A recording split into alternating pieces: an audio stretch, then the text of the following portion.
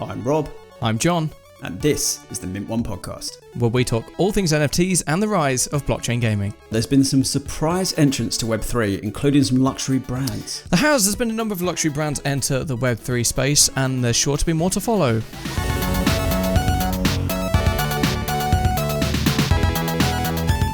So, episode 33, let's get into it. Before, we should probably do a little bit of a catch-up on breaking news, which is not good breaking news. It's Solana wallets getting hacked and drained, which is horrendous. Where are we at now? 8,000 hot wallets? Yeah, the attack is still ongoing, supposedly, and there's various different numbers being thrown around. Someone saying 6 million, whether that's 6 million Solana, in which case that's a lot of money, or $6 million or whatever. Then this says this was an hour ago, and it says $8 million. Wow. And the rumor I read, although I can't find it now, but the rumor I read was that the keys for various wallets have been hacked, and nobody quite knows how. There's not great. They said so. Solana have ruled out that it's not code based, which is comforting, I guess. But I mean, the real takeaway from this has to be: please spread your crypto out.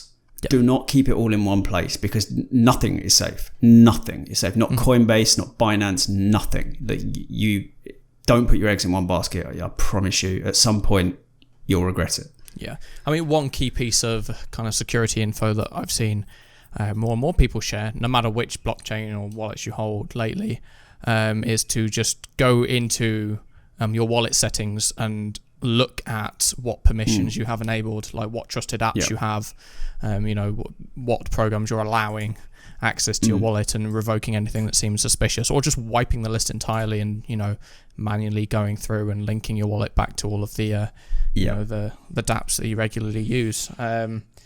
It's obviously, it was not too long ago that Yuga Labs announced that they were kind of tracking a group in the space looking to compromise social media accounts, and then that hack then did happen with numerous influencers and projects, not just in Web3 but also in kind of the traditional influencer space. Now we've had this Solana hack, and 2022 has not been a good year for large-scale hacks. No, it's been a lot of disasters, from hacks to yachts. That still tilts me, that yacht situation.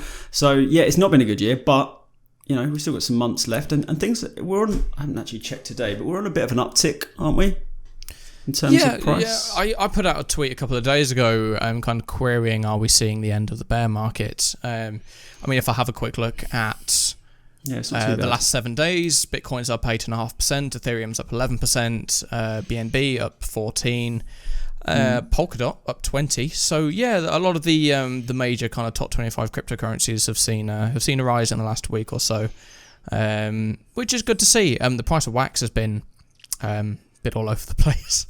I think it was shot up. Yeah, some whale did some large transaction, which kind of generated a lot of interest, and then I think a large either sold a lot or something happened, then the price dipped quite rapidly again as well. So I think we're still around the 11 cent mark, but it's been a bizarre week in crypto, to say the least. It's always a bizarre. When's it a normal week in crypto? There's always some weird story. That's a very good point. And that segues nicely onto kind of what's going to lead us into the topic for the podcast on luxury brands and NFTs, is the announcement that Tiffany are releasing a limited supply of 250 what they're like chains with pendants in collaboration with CryptoPunks, and they are asking $50,000 a piece, and you have to be a punk owner to get them. Which that's been $250,000 easy. That's been the hot topic on most people's minds in Web3 this week. What are your thoughts on it, Rob? Unexpected, and I've been following brands within Web3 for a while. I've spoken to a lot of brands, particularly in the watch industry, that have looked at it, and we can come back to the watch industry, as I know we inevitably will. But Tiffany, I don't know. I didn't expect that, and I particularly didn't expect the way in which they've done it, which is so that the pendants are either, I think, rose or yellow gold, and they have 30 or more gemstones, and they resemble your CryptoPunk. So obviously you have to have a CryptoPunk, and then it's made of that, and it costs 30 ETH, which is why 30 ETH was trending for like 3 days, which is about $51,000. I like it. I think it's cool. I think there's something I want to bring up later that I think is bigger about IP and how this was possible. But as an overview, I think it's cool. I think the pendants, if you were to wear one, I'd want to punch you in the face, because they are horrendously ugly. And unless you are a mainstream rapper, never wear it. You can have it, put it on display. It's a lovely ornament, but please never wear it. You say that, but there's been Bored Ape holders getting, bespoke pieces in a very similar vein made recently. Yeah, I hate them too. For actually about half the price. I can't remember exactly who it was, but someone paid 15 ETH for like a bespoke iced out Bored Ape Yacht Club pendant. Horrendous. You can't buy class. I mean, it's never been more clear than Crypto Bros. And don't get me wrong, I love that you can do this. I love that this collaboration is there. And I also, if I had a CryptoPunk, I reckon I'd probably buy this collaboration with Tiffany, and I'd display it in my house, but I'd never wear it. I mean, come on. It's a multicolored pixelated punk out of jewels, and it looks, have you seen it? It looks big. It doesn't look that small. It's huge. It's it's not the kind of thing you can hide. Or it's not the kind of thing you'd want to hide. As if who's buying this and then hiding it under their shirt? No chance. Yeah, there's been mixed reaction from this. Of course, mainstream media's cottoned onto it and branded it a joke. I've seen a lot of both media outlets and the general public saying that it's too expensive for what it is. And I think, for me personally, I never used to really be a jewelry person, but in the last few months especially, I've been kind of becoming more familiar with the kind of the jewelry world, and with Tiffany and, Arpels and various other brands. And I don't really know what people expected this to go for when the announcement came that Tiffany is making jewelry for the NFT space. Like, it's Tiffany, which is one of the world's largest and most prestigious jewelry houses, are making 18 karat gold pendants with over 30 jewels in them, and they're not cheap jewels either. I know someone noted that if you've got a CryptoPunk with one of those gold earrings, and they'll use a canary diamond, which is a very expensive jewel. And of course, you're paying a premium for the Tiffany brand name, but is it worth 50k? It's arguable, but I don't think it's a extremely exorbitant price for what you're receiving. No, I don't think so. And you've got to remember that its value is now tied up in the fact that it's Tiffany's first venture into Web3. Absolutely. Also, you've got to look at their target demographic. They're targeting, how many CryptoPunks are there? 200, something like that. They're targeting extremely wealthy people now. So, yeah, I don't think it's necessarily a bad price to put on it. And I also think that maybe, I'm not for sure, but maybe the people who own the CryptoPunks, if they're looking at selling those CryptoPunks in the future, having this to go along in that deal might be a real selling point. I think that's quite cool. In fact, it might end up being, if you missed out on this and you own a CryptoPunk, that might end up being a sort of negative against it. Yeah, I'm interested to see how quickly these sell out. I think as of the time of recording, it's about, we've got about 36 hours until they're up for sale.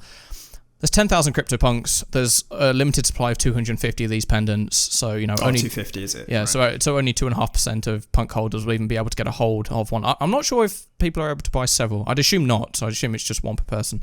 But yeah, I think if you are a punk holder, it's, I don't want to say it's a must buy. It's a $50,000 gaudy pendant, but yeah, there's I would assume, obviously, not financial advice and all of that, but as you said, it's an iconic piece. It's Tiffany's first move into into Web3. It's a Tiffany pendant. You know, you're paying a brand price, but you're also paying for some of the highest quality precious metals and jewels in the world, I'd say. So, yeah, and I think they positioned it quite well with that 250, because that's such a small percentage of the collection, and more or less anyone who owns a CryptoPunk. Well, no, I mean, a lot of them could have owned it before it went up in value, but I think a lot of the people who have bought CryptoPunks, and there's been quite a few sales, they're likely to get in on this. Yeah. And 200 is limited enough that I reckon it sells out, which is crazy, but I reckon it sells out quite quickly. Yeah. I think ultimately for one of those, you know, very high-end luxury brands like Tiffany, I don't think it's too unexpected that they partner with, let's say, CryptoPunks to get into the space. I think if they did their own NFTs, then cool, but I don't think it would have had as much of a reaction than, hey, Tiffany partners with CryptoPunks on these, let's just call them intriguing items of jewelry. Because, I mean, ultimately they needed an audience that really has the cash to be able to afford them. And punk owners are likely to fall into that bracket, so... But I still find it jarring. I think they are it's two very contrasted, I mean, one's not even a brand, one's a collection of one of the first ever NFT collections, and style-wise, and it's the sort of thing I can imagine certain brands, you know, collaborating on. But Tiffany wasn't one of them for me. They've always been extremely traditional, pretty reserved. I can't recall any like really garish pieces, any like really elaborate modern art style PR stunts or anything like that.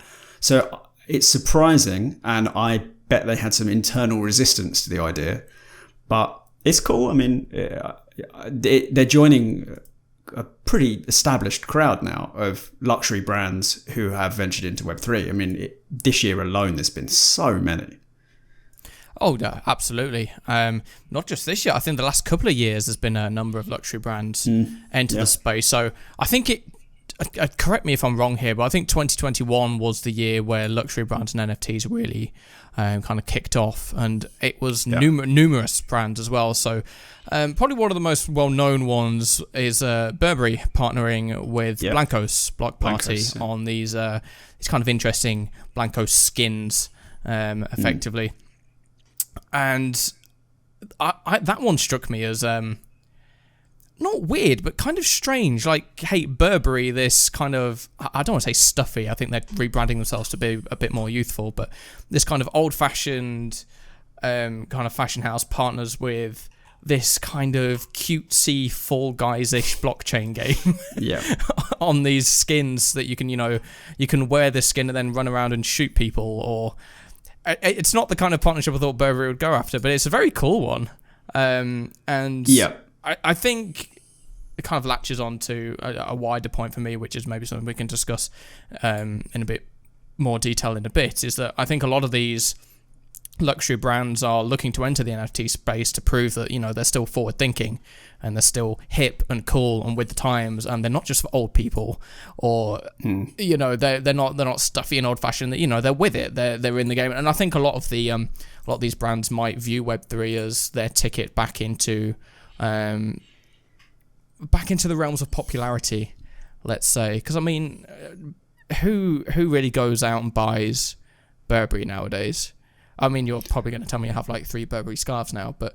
I don't. So the problem was Burberry got completely screwed in the UK by their hat, which became very popular with the wrong type of demographic, and it ruined their tartan print. They actually kind of reimagined that tartan print, which is, funnily enough, the Blancos skin is the reimagined print, the newest version of it. But so I like Burberry, and Liz, my girlfriend, is a fashion designer, for anyone who doesn't know, and she loves Burberry. Like, I think they are very well respected within the fashion industry. They are sort of revered, you know. Yeah. But this isn't the first time they've made some strange moves towards younger generations, and I say strange. I quite like what they're doing. So they've got some stuff in the music industry, which is cool. They do a sort of, I can't remember what it's called. It's like a Burberry acoustic thing. It's on YouTube. I don't know if they still do it, but it was amazing for how long it lasted. But they ventured into gaming. I don't know if you knew this. No, I did not. So this is before Blancos. Is it Blancos or Blancos? Is there an apostrophe? That's a good question. I don't know. Incidentally, someone on Twitter had a go at me for not covering Blancos enough earlier. So I'm making a conscious effort to look more into it because I think it might be fair criticism. Anyway, so Burberry collaborated with a game called Honor of Kings. Have you heard of it? I've heard of it. I don't know too much about it. So I knew nothing about it. I can't even remember if I'd heard of it at that point.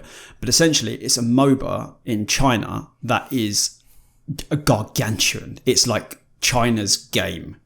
People just love it. And basically, they released a Burberry skin for a character in that MOBA, Honor of Kings, which is strange to me. I mean, I think it's a Tencent game, so like it's a big deal. But that was their first venture, or I believe that's their first venture into the digital realms. And so I've written a few articles about that and how I think that's a very I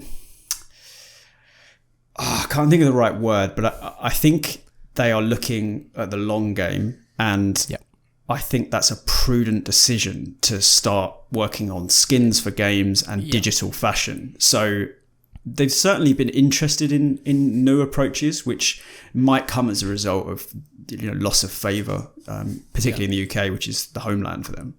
It's interesting. I'm not sure if Honor of Kings is a Tencent. I mean, it is or not. I'm not sure.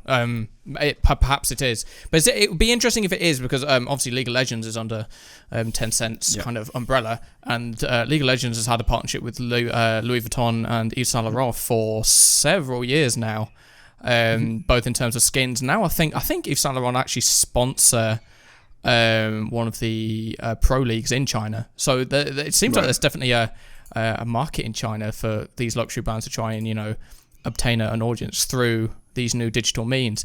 Funnily enough, just kind of on the esports topic, I guess, it's been a while since I watched esports on the regular, but I tuned into some professional League of Legends a week ago, and weirdly, the majority, I won't say the majority, but a good portion of the adverts were for more esteemed luxury brands. So there were Mercedes cars, and I can't remember the luxury brand off the top of my head, but they were selling bags. And I was like, it's no longer like, hey, buy this comfy gamer chair and buy this those orange glasses. Yeah, oh my God, those are so bad. But yeah, gamer gloves. Yeah, and now you're watching pro esports, and it's like, hey, buy this 50k Mercedes or buy this 2k bag, which strikes me as strange. I'm not sure how much of their user base is receptive to that, but it must work, otherwise they wouldn't do it. So I wonder what they're aiming for. I mean, we don't know enough about advertising, but I wonder if they're not really aiming for sales as much as they're aiming for brand awareness and aspiration, because obviously gaming is still a fairly young average age, and even League of Legends, which has been out for years, I imagine the professionals are still quite young. The people who watch it are still 20s, 30s and teens, so maybe they're trying to establish themselves in their minds for the future, when they have perhaps more disposable income. I don't know, but it's certainly something.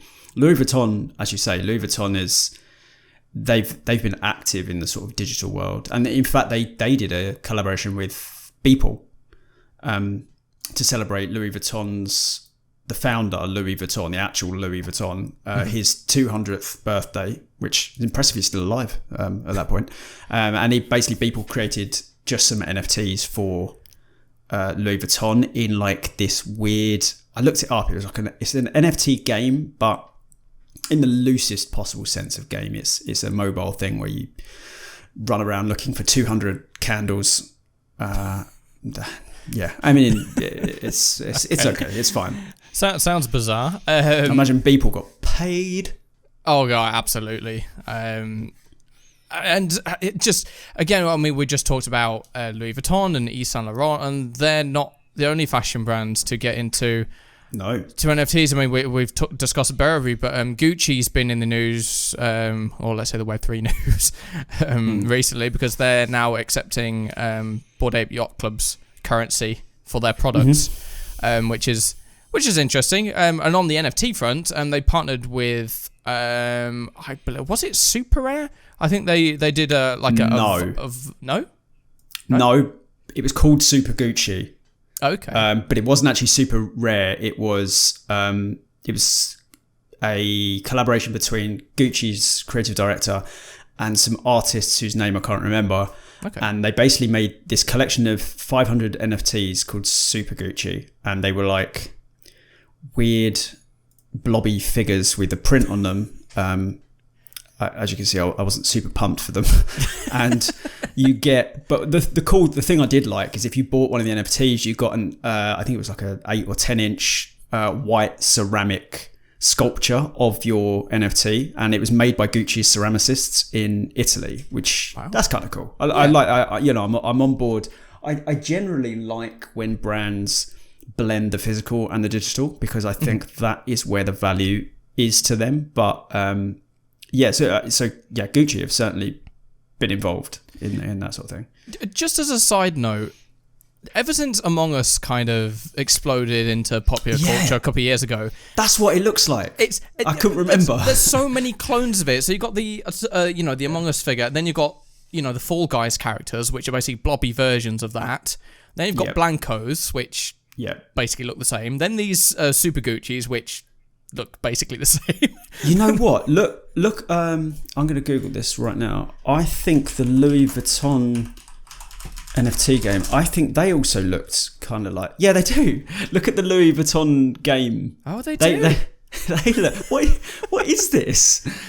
Why do people like these sort of featureless blobs? People are gravitating towards this weird aesthetic at the moment, by the looks of things. It's very strange. I mean, I absolutely love Fall Guys and Blancos, so I mean, I fall into that camp. So yeah, sure. Yeah, no, that's a weird trend we've picked up on, I suppose. But there've been Gucci, Christian Lacroix did an NFT collection last month that revolved around their handcrafted scarves. Balenciaga did an NFT drop. Was it last month? Wow, a lot of them have happened in the last month. This is what I meant month as well. Yeah, that's what I meant. I didn't mean so much that it's only really started this year, but it's been like a sleeper this year of how many have actually moved into the space and done stuff. But we also had, I think both were this year, was Prada have done two things this year. They teamed up with Adidas for that. I didn't really love this, but they teamed up with Adidas and they did like a scrambled image collection NFT. I don't think there was anything physical attached to it, which is kind of meh. And then they did an NFT drop for a limited edition physical product. This was just Prada, and it was like a black sort of bowling shirt, sort of soft collar, with that brain scan mask that they sometimes use. I mean, it's interesting, but yeah, I think Prada have actually done two this year. Wow, that's it's crazy to see so much support from luxury brands for the NFT space, and it's not all, hey, we're releasing an NFT, there's X amount of them, buy them, they're collectible. It's more involved than that. It's, hey, these NFTs are linked to our scarves or to pendants in Tiffany's case, or they're not just looking at it as, oh, hey, we can make a load of money really easy, just sell something. They're applying themselves more seriously and kind of looking at the culture and the community within the space and the technology and seeing a viable path forward for them as a brand. Yeah, absolutely. Can I give you the worst example so far? Absolutely. I think this is so misguided. I'm trying not to swear, so you don't have to find this later and bleep me. But I would be swearing here a lot if given the freedom. It's absolutely mad. Have you seen Fendi's NFT? I've not. I like Fendi as a brand, so I think you're going to upset me now. But what have they? I'm coming for you. They done? Oh no. they did a on the men's runway. They did a Fendi X Ledger. Ledger obviously make the cold wallets, and it was essentially this bag trinket that connects to their Fendi bags, the men's bag. I mean, you can connect it to either, but it was meant for men's bags on the men runway. And it's like a charm that you connect to the bag, and then you put your ledger in it. Now, if you think I'm walking around with my ledger in a bag charm, you need to seek medical aid. That is the most insane why hasn't Ledger said, actually, we don't really want you putting it in some tiny metal wallet and then clipping it to a bag on the outside, because that's incredibly stupid. But they didn't, and yeah, I quite like Fendi as a brand, but that was a swing and a miss. Yeah, I like Fendi, but I can't defend that. That's have you Googled it? Have you seen? I've Googled pictures of it. It even looks bad. Like it's so bad. It's awful. It's a USB stick holder. That's what it is. I could understand if, like, you know, that bit of metal that goes around the ledger that they'd put like the Fendi monogram on it and done something like that. That would be at least cool. But yeah, branded. I don't want like a little pouch I can clip it onto like me belt and go wander around and showing people my. That's insane. That's so bad. There has been some misguided attempts from luxury brands to enter the NFT space. None quite as bad as Fendi, I must say. But we're both big fans of watches. Did you know that Jacob & Co. released an NFT? I did. The one where they changed the background from cities to cryptocurrencies. That one. Believe so. Yes. I can't remember the model number, but it's their Tourbillon watch, which sells for. I mean, Jacob & Co. go out of their way to create the most expensive watches on earth by design. Like, as in, that is the objective. They've done it before. They wanted to create the most expensive watch in the world, and they often try and do stuff. I've seen some in the flesh, and they are spectacular, but they're art pieces. That, I mean, you'd be insane to buy one. But yeah, so I think they did a digital version of that. I don't know how many there were, but I would probably have bought one if I could afford it. I think it went for $100,000 at auction. Yeah, I think it was $100,000 Yeah, something like that's crazy. Jean-Claude Beaver, I've always said Beaver. That's probably incorrect. I have no idea. But he's expressed his support for NFTs, and Hublot have been another brand that have gone into the. I didn't know Hublot have looked into it. The NFT space. So it was some sort of like a celebratory collection celebrating 25 years of some kind of involvement Jean-Claude Beaver had in Hublot, and it was held on OpenSea. And I didn't know that. The watch looks. I mean, I like watches, but this looks ugly. Awful. Yeah, it's. I'll see if I can get you a picture. How can I get you a picture on pod? Well, send it on Discord. There we go. Just fire it's on Discord now. I don't love Hublot, to be honest. I hate Hublot, but that's I mean, that is. I especially hate that.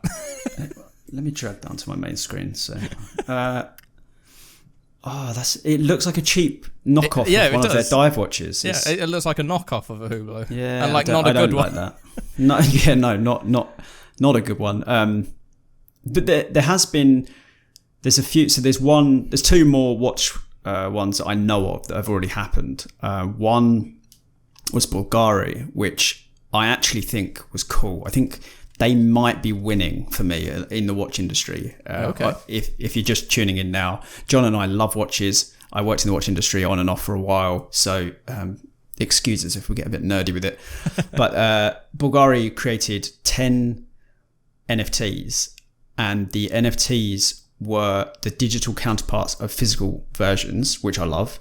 And they teamed up with, hang on, I've got the information here. They teamed up with Tamara and Luxochain. Now, Luxochain is a company that is doing exactly what we've talked about before, which is the authentication of official products through blockchain. Yep. So Luxochain basically provides digital on-chain certificates of authenticity, and that's what they're doing. And basically so Bulgari teamed up with Tamara. I don't know who they are or what they do. Luxochain and then Polygon, and they created these only 10 watches, and they engraved a QR code on the ratchet wheel of the barrel of the watch. And then they've applied, I didn't know this until today, they've applied for a patent for something called Bulgari Singularity. Okay. And this is where the product and the NFT are bound together in a third contract called Singularity, which means it's intrinsically linked to the physical object, so that the serial number is recorded in the contract on the blockchain, and the product's NFT, it's unique and immutable information, and the watch itself with the QR code, and everything is one thing, and they have to exist together. Like you can't separate them, which is cool. And I think that's heading towards a sort of direction we've spoken about before in terms of legitimizing and making luxury products verifiable easily, which is far from, firstly, it's a massive problem for luxury brands, massive. And I've spoken about this before, but the fakes for watches are getting ridiculous. Yeah. Like to the point where nobody can really tell the difference between the top, because so the people that are making the parts are then buying the machines and making fakes, and you tend to have to order them from China. I know, so I wrote a piece on, it didn't actually get published in the end, but I wrote a piece on fakes and how good they were getting, and it was, this isn't why it didn't get published, but it was bordering an advert at one point, because they're just unbelievable, and even dealers were struggling. You have to basically get a loop, and you have to go over every grain to try and find any sort of difference between them. It feels kind of antiquated to me that you would have to go and have something appraised to see if it's real. Yep. And yeah, as I say, when it's that difficult as well, there needs to be a better system, and that's where blockchain comes in. And it looks like, Bulgari is certainly at the forefront of employing that. Yeah, NFTs solve the massive problem that the watch industry has around authenticity. Kevin O'Leary, one of the sharks on US Shark Tank, has said before that, especially, I mean, Rolex is the brand that's most often faked. Rolex, and I'm not sure whether they are or not, but if they were to implement NFTs in a kind of an authenticating manner similar to Bulgari, then it does solve this massive issue for them. And as you said, I mean, I was looking at purchasing an obvious fake about 2 weeks ago. Somebody had done like a Seiko, like an obviously Seiko branded version of a Nautilus. Right. And I just thought he was charging like barely anything for it. I was like, oh, it would just be a joke. Like it's basically just a Seiko dial in a Nautilus case. But yeah, I mean, fakes are getting more and more difficult to prove, to the point where, I mean, I often look at the kind of secondhand watch sales on Reddit, and you'll see someone post a Rolex or, a tag or a Hublot or whatever, and fair enough, it might come with box and papers and whatever, but even at that point, you got to trust the box is legit. I mean, sometimes it is a legit box. Sometimes people go out and buy just Rolex boxes and then just stuff fake papers and fake watches in them. You can never really be 100% sure that you're getting the real deal, and NFTs solve that. Nobody could replicate Rolex's, digital signature, or Bulgari's digital signature, or whoever it is. And I think we're going to see a lot more of that in the luxury space. I mean, we've already seen, NFT wine, NFT watches. I'm sure there's going to be more and more kind of realms of luxury where NFTs are going to find an application there. And funny enough, just thinking off the top of my head, it doesn't just have to apply to luxury brands. Let's say, I mean, I'm sure there's plenty of like medication out there that's faked or replicated. You could have, I don't know, a QR code on the bottle that you scan. It's like, the products within are, certified from this pharmaceutical company or whatever. The potential use cases of this authenticatory use of NFTs are huge. Yeah, definitely. And this is, again, something I've written on a few times, and we've definitely spoken about it in terms of logistics. It's valuable. And you could do that. There's a million different ways in which you could do this, but for example, cars, you could have each part listed on a blockchain. It could have a QR code or something on the part, and then you can check the parts are genuine, and you can track where the parts have gone and their life. There's so many applications to it, and it just solves a load of problems. I was listening to a podcast earlier today of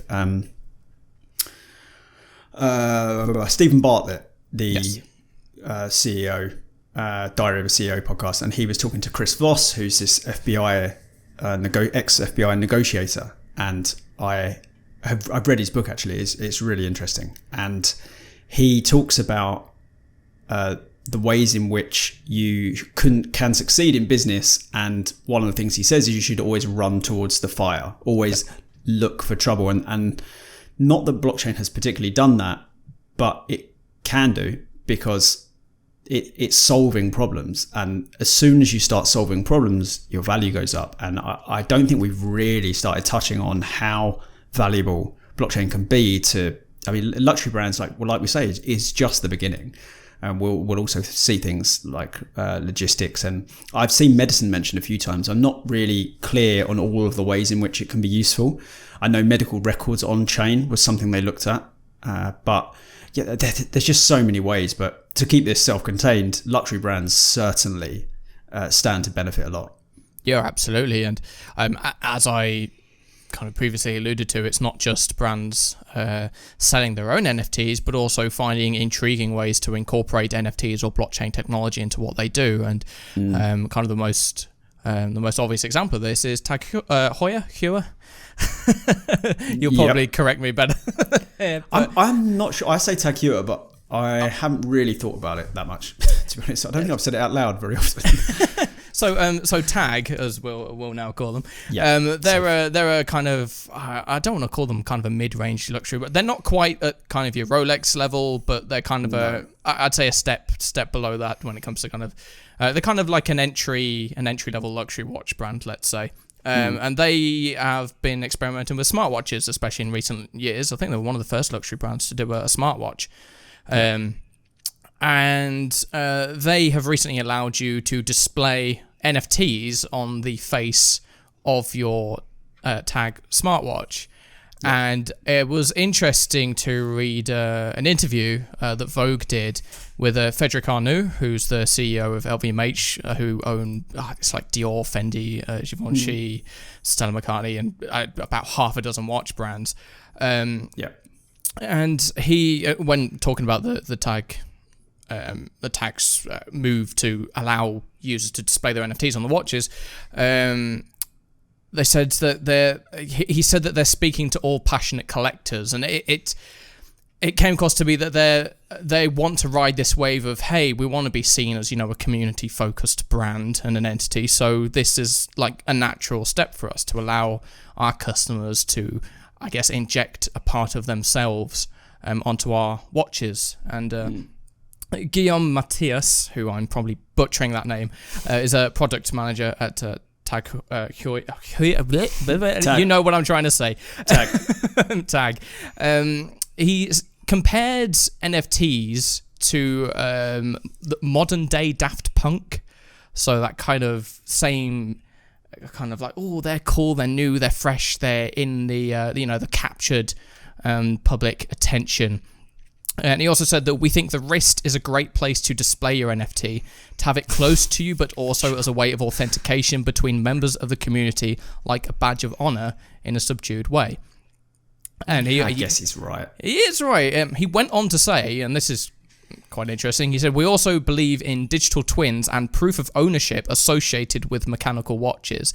Now, there's one way of taking that is, oh, hey, you can prove your own aboard date by having it on the wrist. But I also think, is he alluding to our Tag working on a way of also saying, hey, you can authenticate, you have a real Tag watch through some sort of proof of ownership blockchain system.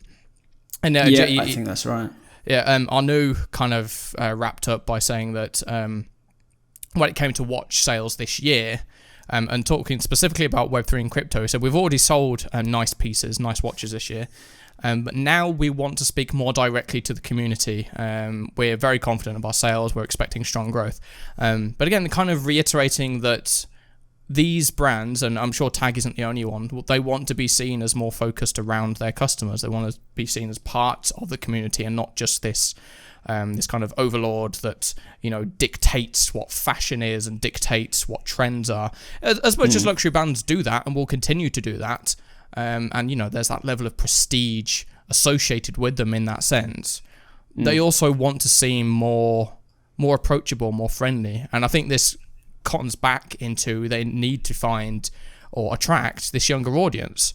And, you know, that ties into why they're advertising and working with video games and esports tournaments, and why they're looking into Web3, and, you know, why Tiffany has made CryptoPunk pendants. They want to be seen as, you know, trendsetters again, and Web3 is the perfect place to allow them to do that. To be honest with you, I'm surprised that the uptake has been as quick as it has.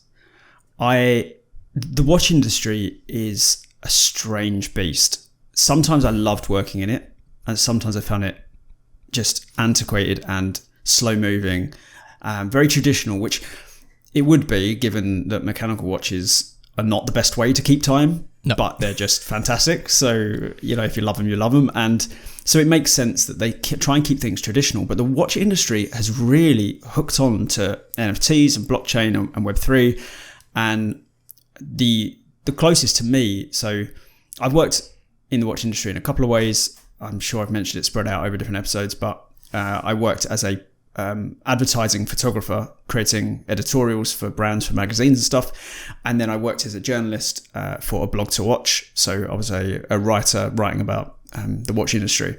And one of the brands that I particularly love and that I worked with a lot was Frederick Constant. And they were very quick off the mark. Now, they're kind of strangely positioned because they're expensive. They're kind of around tag prices, but they're not, you know, they're not really, really like Rolex expensive, but they're not cheap, and they're Swiss, so they have that about them. But I always found like they were a little bit, they weren't quite cool yet. They didn't have everyone's attention, and I didn't know which way it would go with NFTs. I kind of half expected them to not do anything and just wait because they didn't want to, you know, risk alienating themselves already, but they didn't do that at all.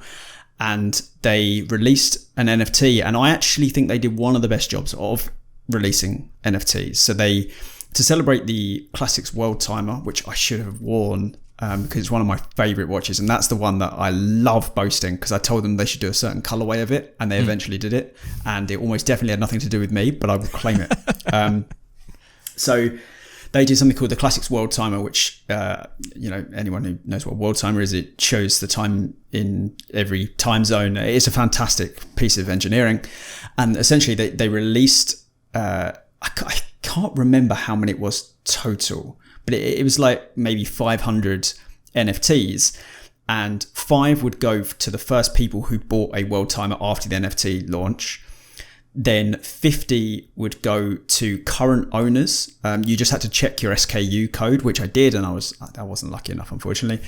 But they were pairing. So the NFT is always going to act as a digital counterpart to the physical product, which is, you know, countering fraud, blah, blah, blah, everything we've already been saying. But then they were using it, and this is what I really like, is they were adding utility to the NFT on top of that. So you've got the verification side, but that's kind of only taking it a few % into what you can achieve with an NFT like this. And they added it as a soft membership. So you would get perks. I think, I can only remember some of them, but each quarter you got something like previews of upcoming watches that other people wouldn't get to know. You also got to pre-order before anyone else could pre-order. Then there was something about the people who owned the NFTs would be involved in a sort of not crowd-funded, but like watch designed by committee. They were going to do a limited edition physical watch that was going to be designed almost by poll, I think, by all the NFT owners would have a say in what colors and features and stuff. And then there's some sort of member experience. Their stores are only in Geneva, I think, so I've never actually been in a store, but if you own a watch you get some sort of member experience in their watch stores, and you would get that if you had the NFT. And then you get invited to watch days and Frederick Constant events and previews of future NFT projects. They basically loaded a load of these things on there.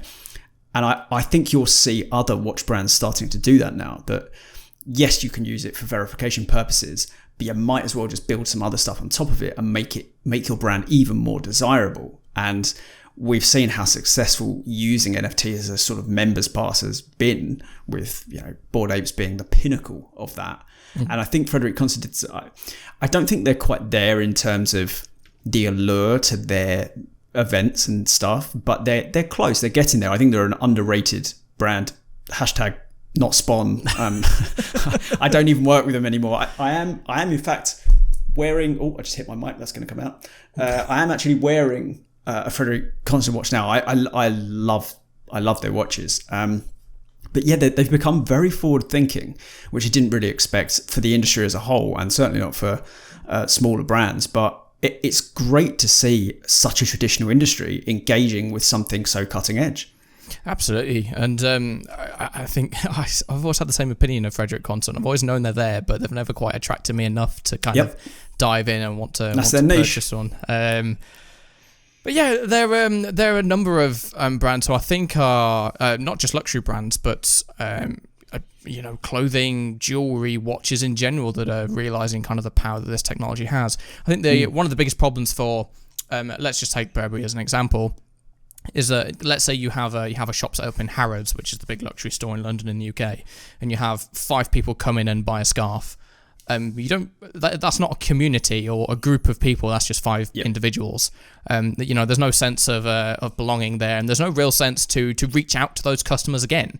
Unless you've got their email or whatever, and you can spam them with stuff. I mean, that's just pestering them, really. Yeah. Whereas NFTs, let's say, I love Uniqlo, the kind of utilitarian Me too. fashion brand.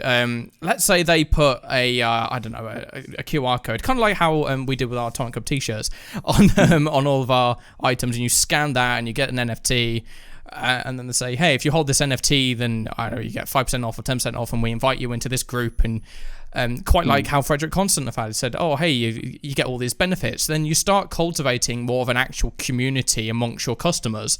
And we're seeing, I can't remember names off the top of my head, but especially in the gaming and the fashion spaces, people are saying that, look, we're looking to monetize the presence of community rather than just, hey, here's a product, buy our product, enjoy our product. It's like, hey, you've got a group of people there with that all share a love and a passion for something, and only good things can come out of facilitating them interacting with each other and being able to share the same experiences and enjoy various perks. And I mean, Frederick Constant have cottoned on to that straight away, and I think I hope to see more brands kind of transition their loyalty schemes and their Nectar cards and your Tesco Club card into these systems powered by blockchain technology that have more of an actual impact on the end customer. Rather than you get your club card, you get 10p off your shop once you've spent 10 grand. You'll get more genuine benefits to brands, and I think we're going to see brands compete at that level when it comes to NFTs and different kinds of memberships they do. And I think we're going to see customers get more value at the end of the day from that. So Frederick Constant offer, as you said, you get to design a watch by committee and have access to these experiences, and they can get extended warranties and early access. Whenever the next watch company comes out and does a similar, hey, we're doing this limited edition watch, they're going to have to look at what Frederick Constant have done and think, well, hey, we can't just do like something small and irrelevant. We're going to have to do something meaningful, or people are just going to dismiss it as a gimmick. So I'm excited to see, especially as we said, I think the last month or two has been crazy with the amount of jewelry companies, fashion companies, watch companies in the luxury space entering NFTs, and I'll be interested to see what the next 12 months looks like in terms of how all of those brands will apply themselves to Web3. Yeah, absolutely. I think this is the start of something rather than the middle or a phase. I don't think I think that's really unlikely. But I think you touched on something interesting there. So these brands have an opportunity to build a community, which they haven't really had before, or they at least haven't utilized it if they have had a way. So I presume it just wasn't very easy to do. And there's something I've talked about in photography, but even when I talked about it in photography, I mentioned that it was true in most areas, and that is brand loyalty is dead. People aren't loyal to brands really anymore because what's the benefit? You don't get anything for it. There used to be, my friend's dad was one of the best sports photographers in the world, and he traveled the globe and took photos of every major sports event for 3 decades. And he was a seriously big deal in the industry.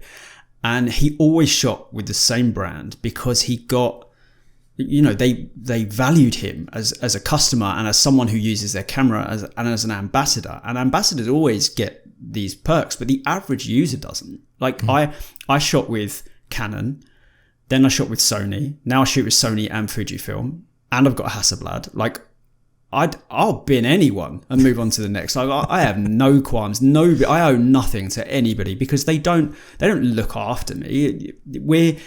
We're in the age of mass consumption of products, and it's probably not possible really to look after everyone and make people feel like they're part of an ecosystem.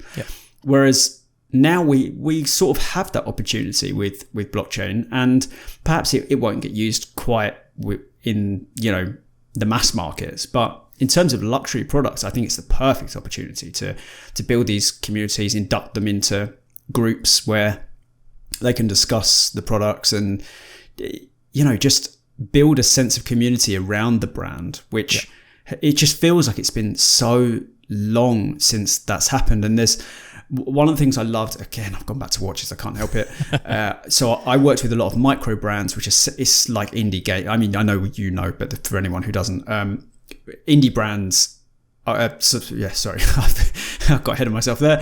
Micro brands are just like indie developers, but in the watch world. So they work on small budgets and they create small runs of watches. And I loved working in the micro brand area because you did have a sense of community around these watches. There was Facebook groups, which obviously is a bit antiquated in itself, but you would join these Facebook groups and there would be people who owned these watches, and the micro brand community as a whole was also pretty insular. And they had, so I'm still in groups on WhatsApp and Instagram and Facebook and all sorts for micro brands, and the admins will be very selective over which brands count as micro brands and which don't. And there's it's really cool. Like if you buy a micro brand watch, even if it's a common one that people have seen, you put it in the group, like a wrist shot, and everyone's like, oh, nice, man. Like, I love that color. Like, I love that dial.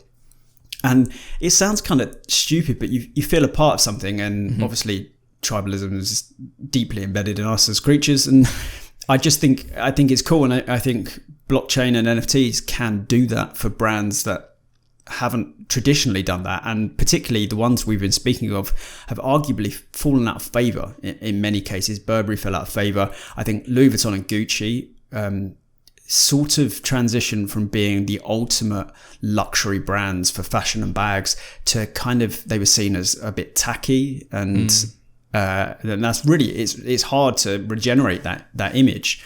Whereas now I think Web3 can be a sort of reset for these brands. Absolutely. I wouldn't have thought there's any micro brand watch owners or marketers listening to this podcast, but if you are, get in on the NFT game and use that to cultivate your audience.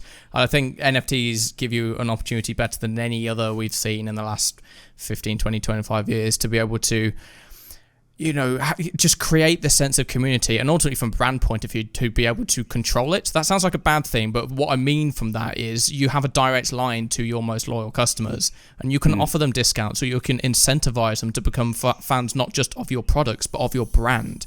And you can rekindle that sense of brand loyalty that, as you said, has been missing from so many, not just luxury brands, but average consumer brands for such a long time. I think the one thing that NFTs have done better than, they've done a lot of great things, but one of the great things that NFTs have done is rekindle proper brand loyalty. If you hold a Bored Ape, you are part of an exclusive club where, there's 10,000 other NFTs, and only people that hold those NFTs can go to, Ape Fest in New York, or all the other little events they do, and you have access to exclusive merch and exclusive opportunities. And the same if you own a CryptoPunk or a Cool Cat or an Invisible Friend. It's not just, I'm not just talking about, a Discord chat where everybody can talk, although that is very, obviously very valuable to have those exclusive spaces where owners can hang out and get to know one another, but also the exclusive experiences and different ways to move this digital world into the real world and have it become a more meaningful part of people's lives. And I think as we see more, or hopefully we see more, kind of traditional brands embrace that we're going to see somewhat of a revolution when it comes to how people experience and associate themselves with brands. Like if you talk to me at the moment, I'll say, I'm a fan of Uniqlo, I'm a fan of Christopher Ward watches, I'm a fan of Fendi as a brand, but am I necessarily loyal to them? No. I'll go and buy a different brand of t-shirt, I'll go and buy a different brand of watch, and I'll go buy a different, I don't know, exorbitantly expensive hoodie or turtleneck or pair of trainers. I don't actually own any Fendi, just for the sake of argument. I just like the brand. But if, let's say, a brand like that were to incentivize me and provide me a community where I can share my enthusiasm with other people, then I would absolutely feel closer to that brand, and that would impact my purchasing decisions. I love Christopher Ward. I've been heavily debating buying one of their watches for last week. If they, on top of having the watch and how good that watch is, if they said, hey, you buy this watch also in this club, we can invite you into this space, and every now and again we have events that are exclusive to our owners, and we might ask for your feedback on our future watches and hold polls, and I would absolutely buy one of their watches in a heartbeat. I think there's so much power for blockchain technology to impact on purchasing decisions that I would be shocked if not just luxury brands, not just people in Web3, not just games, but any brand selling anything of value, like of substantive value, doesn't look at blockchain technology as a way to better connect with their customers. Yeah, absolutely. And I think also what people are doing with... particularly what I think Tiffany have done is they're tapping into already established communities. Yes. So CryptoPunks, owning a CryptoPunk puts you into an exclusive community as it is. I'm sure they have their own walled gardens that they live in online. And, I the reason I don't know about them is because I don't own one, and that's kind of the point. And I think Tiffany have tapped into that. Now, when I said earlier that I wanted to mention something about IP, and I think this is an important point with regards to collections like we're seeing with Tiffany X CryptoPunks. That wouldn't be possible unless the IP rights were handed over to the NFT owner from the creator, which is something Bored Apes did and something CryptoPunks have done. It just got me thinking, but before we come on the pod, I was thinking about this a lot, and these collaborations are only possible if the IPs are held by the NFT owner, not the creator. Otherwise, it's IP infringement using the images, because obviously they are creating pendants that look exactly like the CryptoPunks. Yep. Now, if you create these NFT collections, you run a huge risk relinquishing IP control, and it's something that I think before crypto you would have been heavily warned against actually doing, because it just sounds almost suicidal to lose control. But because of the way blockchain works and because of the way crypto works and secondary markets and sales, it's become this sort of incredibly astute decision. Yep. And I don't think they could have really known the extent at which Bored Apes and CryptoPunks would lead to these collaborations that enrich the collection rather than detract from it. Because you'd expect all these, I mean, I'm sure there are, but you'd expect all these rubbish t-shirts and stuff for sale rather than, Tiffany collaborations, for example. But I think it's worked really, really well. And that's another interesting route that these brands can take, is doing what Tiffany did and collaborating with NFT collections that are highly desirable, on par with, in terms of desirability, on par with your luxury brand. Obviously, you wouldn't want to aim too far below you, or it's not probably damages your brand. But if you aim at the same level of desirability and collaborate, you are capturing a community that already exists, and the cool design that people are enjoying, it can just be used freely because it resides with the creator. So I presume that these people who buy the Tiffany pendant because they own a CryptoPunk, I presume they have to sign the rights to that for this use, one-time use of the pendant creation. So it's just an interesting little interaction with intellectual property and brands and crypto and NFTs, and it's something that I hadn't really. I definitely wouldn't have predicted the success it's had if you'd asked me, 10 years ago. There's no way I would have predicted how valuable that's become. No, I think that move from collections like CryptoPunks and Bored Ape, of course, both owned by Yuga, to give the rights to those NFTs to the owner was huge, and has led to some incredible things that, a traditional luxury brand necessarily wouldn't have ever considered. Obviously, as a traditional brand with like 100 years of experience, there's huge risk to just saying to anyone who owns it, yeah, go and use this for whatever you like. But with something like a Bored Ape, where it's like, hey, we're community focused, we trust you to do some cool things with this, so yeah, have at it. Use your ape or your punk however you like and see what comes of it. And I mean, especially on the Bored Ape side, we've seen so many cool things. We've seen like Bored Ape luggage and clothing, and I mean, if I look behind me, I'm gonna go get it actually, just so guys on pod can see. This is a cushion, Bored Ape little plushy kind of cushion thing here from Bored Ape Wear, which do like high quality kind of branded Bored Ape merch. There's like bomber jackets and shirts and all kinds of things, and we wouldn't have seen that if Yuga Labs had the foresight to give their community the power to do that with what is ostensibly their creation. And I'm not saying that I think every luxury brand is all of a sudden going to become an open book and be like, hey, yeah, do whatever you like with our stuff, because that's not going to happen. But I think we're seeing luxury brands at least work with people that are embracing the idea, and maybe we'll see some attitudes change. Maybe we will see a bit more power given to the community, and a bit consumers given a bit more freedom into what they can do with the products that they own. Yeah, it's a bit of a strange one, because by relinquishing your control of the IP, you are also giving up the most common way to monetize anything that you create is, you own that thing and you can license it out. That's what you do. Even photography, I would license my images out for adverts or whatever, and that's how you made money out of it. But instead, this is like giving it up for free because its value will increase thanks to other people creating with it. And it's just, I guess it's maybe the nature of blockchain is more collaborative. But yeah, I think it's a great little interaction. And I think, although I wouldn't wear one of those pendants, and I think it's highly unexpected, the Tiffany collaboration. As I said, I did not have that on my 2022 NFT bingo card. It was, when I read it, I had to read it like 3 times. Like Tiffany, the ancient, very traditional brand collaborating with something extremely new, even in aesthetic.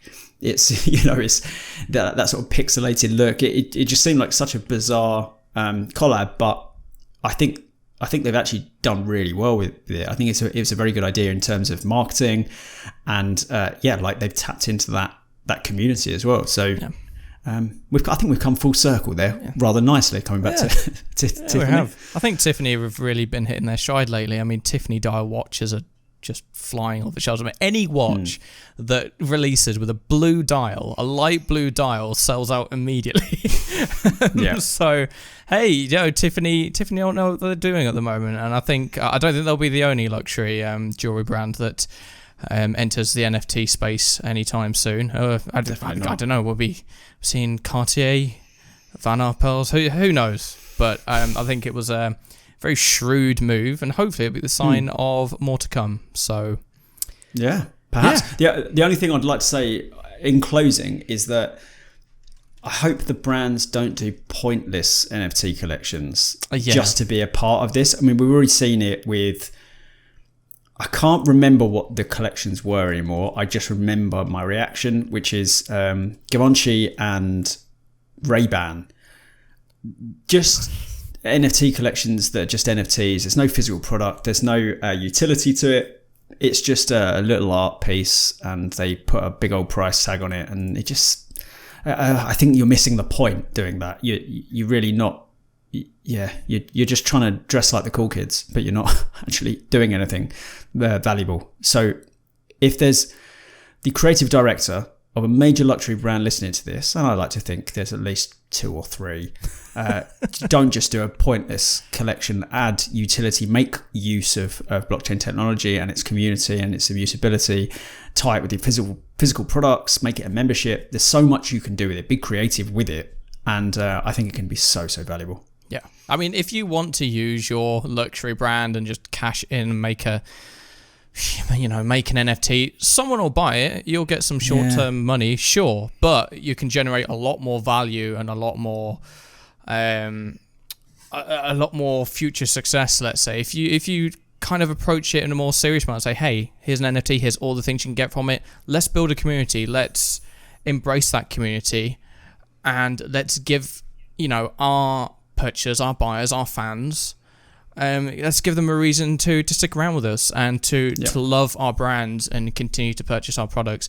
That's a weird point to end on, giving advice to brands rather than NFT buyers or egos we've got after 33 episodes. But I think from a buyer point of view, I think you're going to see a lot more brands embracing this kind of community feeling and this growth of community and embracing of community that is native to Web3. I'm sure many of you listening to this you own NFTs of some kind, whether it's some small artist, whether it's a game, whatever it is. But they cultivate a community, and I'm sure that you're going to see your favourite brands doing the same thing soon. So, you may have seen a quick cut there. That's because my Meta Quest 2 has just arrived. So, ooh.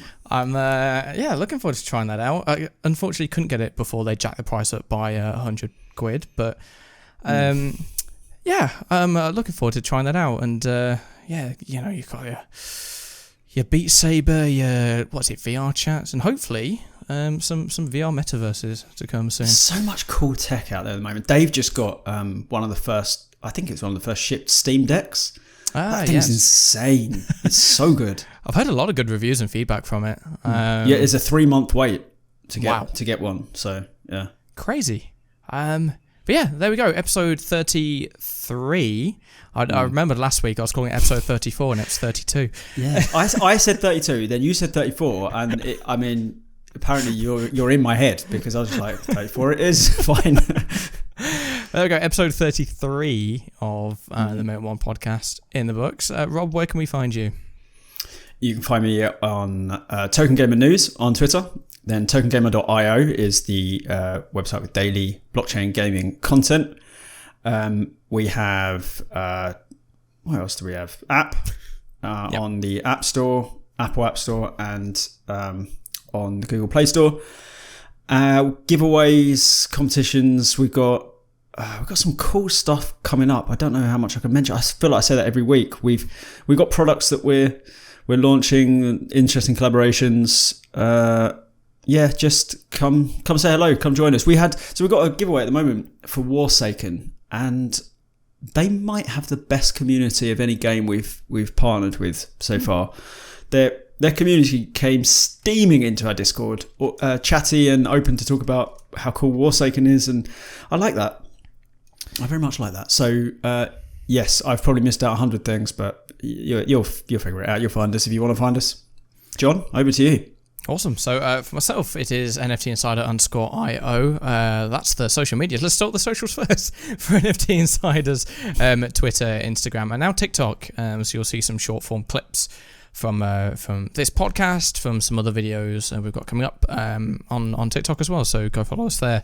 For the latest NFT news, it's NFTinsider.io. Now that we're a team of 4, we are doing daily content, and we've got nice. whole bunch of things in the pipelines as well. A lot more interesting things coming to our social platforms, especially Instagram. So NFT_IO on Insta. If you could follow us there, there's some cool stuff on there. And yeah, it kind of, what have we had this week? We've had an article on Minecraft's NFT ban. We've done our first article recapping the top 5 sales on Wax this past month. And yeah, we've got some interesting videos and other pieces of content in the works, so look forward to that. For me personally, it's at Hydropowered, HYDROPWRD, on Twitch, Twitter, Instagram, TikTok, Clubhouse, probably a few more, but of course Twitter is the main one for my industry commentary, security tips, all sorts of little tidbits about the blockchain space. So I think that is it. Nice. I should have I should mention content that people should look out for, but I didn't. The only reason I even thought to say that, but then didn't, was yesterday I had a bit of an unusual article in that I was going to be writing a news piece, and like we always do, a bit of news, a bit of commentary on it, but then I just had this moment where I wanted to discuss how bored I am of traditional gaming and how it needs to be shaken up. So there's an article called Web3 is the hard reset gaming desperately needs. Give it a read and let me know your thoughts. You may well disagree with me, and I'm very much open to that. But it ended up being quite the essay. Just randomly. It could be a podcast episode in the future, I feel. Yeah, for sure. I think Web3, well, gaming in general does need shaking up, and I think Web3 is the kind of facility to do that with. So, yeah, there we go. Episode 33 of the Mint One podcast is in the books. Thank you very much for watching. If you're watching on YouTube, be sure to like and subscribe, and let us know down in the comments if you've got any questions, any comments from what we've talked about in this episode to do with luxury NFTs, or anything you'd like us to talk about in the future. And if you're listening to us on Apple Podcasts or Spotify, be sure to give us a 5-star podcast review. Yeah, there we go. Thank you very much for tuning in, everybody, and we hope you tune in again next week.